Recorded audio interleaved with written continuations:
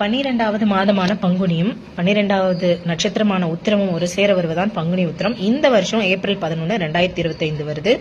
கல்யாணத்திற்காக காத்திருக்கிற மணப்பெண்ணோ மணமகனோ அன்று முழு நாள் விரதம் இருந்து அபிஷேகத்துக்கு நம்மளால இயன்ற ஒரு பொருளை நீங்க வாங்கி கொடுக்கலாம்.